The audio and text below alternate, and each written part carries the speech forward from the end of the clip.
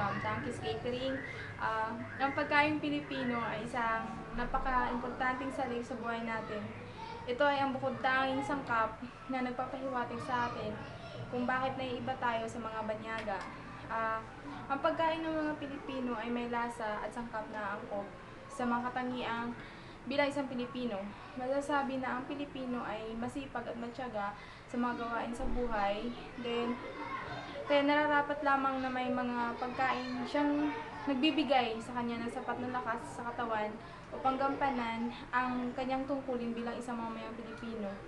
Karamihan sa mga mamamayang Pilipino ay kumakain ng 3 beses sa isang araw. Kaya ang bawat kapag kainan, hindi mawawala ang 2 pares, ang kanin at ang ulam.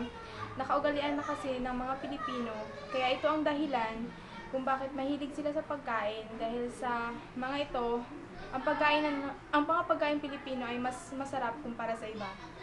And malaki ang pagkakaiba ng pagkain ng mga Pilipino sa mga banyaga. Ang mga Pilipino ay isang rice addict, then mahilig sa mga pagkain, may carbohydrates dahil dito masasabi kong may sariling pagkain ng mga Pilipino dahil tayo lamang ang may sikmura na kumakain katulad nito dahil ang mga Pilipino ay may hilig sa mataba at malasang pagkain. Hindi kagaya ng mga banyaga, hindi nila masyadong ginagamitan ng artificial na sangkap upang pasarapin ang timpla ng isang pagkain. Ito ay ang dahilan kung bakit mas nakakabusog ang mga pagkain ng mga Pilipino kaysa mga banyaga.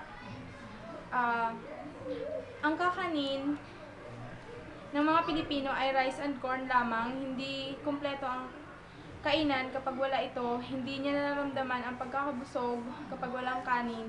Kaya sa mga Pilipino, talaga ito nanggaling. Maging karugtong na ng buhay ng mga Pilipino ang kakanin. Dahil ito ay kanyang nakagisnan, nakainin simula pa nung sila'y bata pa.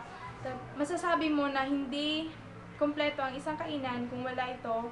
Dahil sa bawat pagsubo ng mga tao, kasama na talaga ang kakanin o anumang nagbibigay ng lakas sa bawat Pilipino gaya ng carbohydrates. Ito ang Shucks! Malapit na, di ko makita, nasa taas na ako. Pwede ba ikat yan?